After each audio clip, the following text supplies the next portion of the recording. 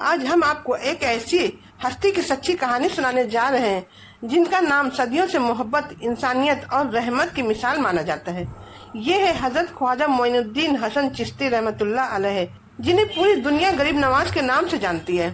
خواجہ غریب نواز کا جنم 12ویں صدی میں خراسان چھیتر، آج کے ایران اور افغانستان کے آس پاس کا علاقہ میں ایک سمانت اور دھارمک پریوار میں ہوا تھا۔ بچپن سے ہی ان میں نیک اخلاق، علم سے محبت اور اللہ کی عبادت کا جذبہ دکھائی دیتا تھا۔ کہا جاتا ہے کہ کم عمر میں ہی ان کے ماتا پتا کا انتقال ہو گیا تھا۔ اس کٹھن وقت میں بھی انہوں نے صبر کا دامن نہیں چھوڑا۔ انہیں اپنے والد سے ایک چھوٹا سا باغ وراثت میں ملا جس کی دیکھ بھال وہ خود کیا کرتے تھے۔ ایک دن ان کی زندگی میں ایک ایسا واقعہ پیش ہوا جس نے سب کچھ بدل دیا۔ ایک بزرگ صوفی درویش ان کے باغ میں آئے۔ خواجہ صاحب نے پورے ادب اور محبت کے ساتھ ان کی خدمت کی۔ اس ملاقات کا ان کی روح پر گہرا اثر ہوا۔ اس کے بعد ان کا دل دنیا کی محبت سے ہٹ کر اللہ کی محبت اور علم کی تلاش کی طرف پوری طرح جھک گیا۔ انہوں نے اپنا باغ اور دنیاوی سامان ضرورت مندوں میں بانٹ دیا اور علم روحانی سفر کے لیے نکل پڑے۔ یہی سفر آگے چل کر انہیں اس مقام تک لے گیا جہاں پوری دنیا انہیں غریب نواز کے نام سے یاد کرنے لگی۔ یہی اس مہان سفر کی شروعات تھی جس نے لاکھوں لوگوں کے دلوں میں محبت، امن اور انسانیت کا پیغام پہنچایا۔ اپنے باغ اور دنیا کی دولت ضرورت مندوں میں بانٹنے کے بعد خواجہ معین الدین حسن چشتی رحمۃ اللہ علیہ نے علم اور روحانی تربیت کی تلاش میں سفر شروع کیا۔ اس دور میں سمرقند اور بخارا اسلامی علم کے بڑے مرکز مانے جاتے تھے۔ وہیں جا کر انہوں نے قرآن، حدیث، فقہ اور دوسری دینی علوم حاصل کیے۔ علم حاصل کرنے کے باوجود ان کے دل میں یہ احساس تھا کہ صرف کتابی علم ہی کافی نہیں، بلکہ دل کی اصلاح اور اللہ کی قربت بھی ضروری ہے۔ اسی تلاش نے انہیں ایک مہان صوفی بزرگ حضرت خواجہ عثمان ہارونی رحمۃ اللہ علیہ تک پہنچا دیا۔ جب پہلی بار ان کی ملاقات ہوئی تو انہوں نے ادب اور محبت کے ساتھ اپنے آپ کو ان کے حوالے کر دیا۔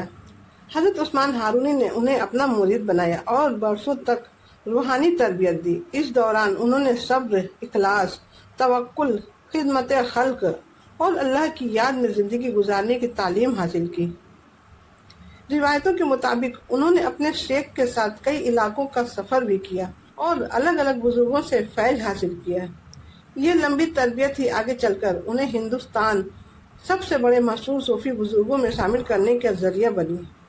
اس سفر نے ان کی شخصیت میں ایسی سادگی، رحمت اور انسانیت پیدا کی کہ بعد میں وہ ہر مذہب اور ہر طبقے کے لوگ ان سے محبت کرنے لگے۔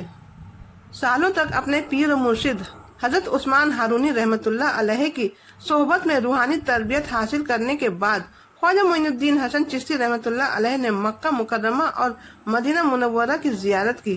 اس دور میں حج اور علم کی تلاش کے لیے لمبی یاترائیں کرنا صبر اور ہمت کا کام تھا۔ چشتی پرمپرا کی روایتوں کے انوسار مدینہ منورہ میں عبادت کے دوران انہیں ہندوستان جا کر لوگوں میں محبت، انسانیت اور اللہ کی یاد کام پھیلانے کو ملا۔ یہ مکھیہ روپ سے صوفی پرمپرا کے روایتوں میں ملتا ہے اور اسے ایتہاسک دستاویزوں سے الگ سمجھنا چاہیے۔ اس کے بعد انہوں نے ہندوستان کا رخ کیا۔ کئی شہروں سے گزرتے ہوئے آخر کار اجمیر پہنچے۔ اس وقت اجمیر ایک مہتوپورن نگر تھا۔ انہوں نے کسی ستہ یا دولت کی تلاش نہیں کی، بلکہ اپنا خانقاہ ایسا بنایا جہاں ہر ضرورت مند مسافر اور غریب کا سواگت ہوتا۔ ان کا پیغام تھا محبت، خدمت، صبر اور انسانیت۔ اسی وجہ سے لوگ انہیں پیار سے غریب نواز یعنی غریبوں کی مہربانی کرنے والا کہنے لگے۔ دھیرے دھیرے ان کی سادگی، اخلاق اور لوگوں کی سیوا نے دور دور تک اثر ڈالا۔ الگ الگ مذہب اور طبقے کے لوگ ان سے ملنے آنے لگے۔ ان کا مقصد لوگوں کے دلوں میں نفرت نہیں بلکہ محبت اور انسانیت پیدا کرنا تھا۔ جب حضرت خواجہ معین الدین حسن چشتی رحمۃ اللہ علیہ اجمیر پہنچے تو انہوں نے کسی راج محل یا شاہی دربار کا راستہ نہیں چنا۔ انہوں نے عام لوگوں کے بیچ رہنا پسند کیا۔ ان کا دروازہ ہر انسان کے لیے کھلا رہتا تھا، چاہے وہ امیر ہو یا غریب، کسی بھی مذہب یا جاتی کا ہو۔ ان کی سب سے بڑی پہچان تھی انسانیت کی خدمت۔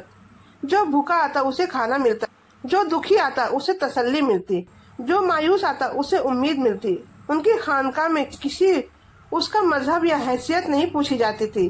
اسی وجہ سے لوگ انہیں محبت سے غریب نواز یعنی غریبوں پر مہربانی کرنے والا کہنے لگے۔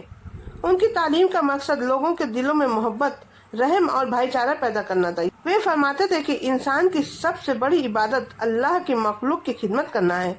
यही वजह थी कि उनके पास दूर दूर से लोग सलाह, दुआ और रूहानी रहनुमाई के लिए आने लगे। वक्त के साथ उनके कई शागिर्द बने। उन्हीं में से हजरत कुतुबुद्दीन बख्तियार काकी, बाबा फरीद और आगे चलकर हजरत निजामुद्दीन औलिया जैसी हस्तियों ने भी चिश्ती सिलसिले की तालीम को आगे बढ़ाया। इस तरह उनका पैगाम पूरे हिंदुस्तान में फैल गया। आज भी अजमेर शरीफ में हर साल लाखों ज़ायरीन पहुंचते हैं। अलग अलग धर्मों और देशों से आने वाले लोग वहां दुआ करते हैं और इस महान सूफी संत की इंसानियत, मोहब्बत और खिदमत की शिक्षा को याद करते हैं। सालों तक इंसानियत की खिदमत, इल्म की रोशनी और मोहब्बत का पैगाम फैलाने के बाद हजरत ख्वाजा मोइनुद्दीन हसन चिश्ती रहमतुल्लाह अलैह ने अजमेर में ही अपनी जिंदगी का आखिरी दौर गुजारा। रिवायतों के मुताबिक रजब महीने की 6 तारीख को उन्होंने इबादत में अपना वक्त गुजारा और उसी दौरान वो पर्दा फरमा गए। उनके विसाल के बाद अजमेर शरीफ में ही उनकी मजार बनाई गई, जो आज अजमेर शरीफ दरगाह के नाम से दुनिया भर में मशहूर है। अजमेर शरीफ दरगाह हर साल उनके उर्स के मौके पर भारत ही नहीं बल्कि दुनिया के कई देशों से लाखों ज़ायरीन वहां पहुंचते हैं और दुआ करते हैं, फातिहा पढ़ते हैं और इंसानियत, मोहब्बत और खिदमत के उस पैगाम को याद करते हैं जिसे ख्वाजा गरीब नवाज ने अपनी पूरी जिंदगी में अपनाया। ये उर्स उनकी याद और उनकी ख्वाजा गरीब नवाज की तालीम का सार ये था कि इंसान अपने रब से भी जुड़ा रहे और उसकी मखलूक की भी खिदमत करे। उन्होंने नफरत की जगह मोहब्बत, तकब्बुर की जगह विनम्रता और दुश्मनी की जगह भाईचारे की शिक्षा दी। यही वजह है कि सदियों के बीत जाने के बाद भी उनका नाम इज्जत और मोहब्बत के साथ लिया जाता है। आज भी जब कोई अजमेर शरीफ पहुंचता है तो वहाँ की रूहानी फिजा, दुआओं की आवाज़ और लोगों की आस्था पर एक एहसास दिलाती है। नेक अखलाक, इंसानियत और अल्लाह की याद का पैगाम कभी पुराना नहीं होता। अगर इस कहानी से आपको कुछ सीख मिली हो तो इस वीडियो को शेयर करें, अपने विचार कमेंट में लिखें और ऐसे ही इस्लामी इतिहास और महान हस्तियों की सच्ची कहानियों के लिए हमारे चैनल को ज़रूर सब्सक्राइब करें। अस्सलाम वालेकुम वरहमतुल्लाहि ताला व बरकातहू।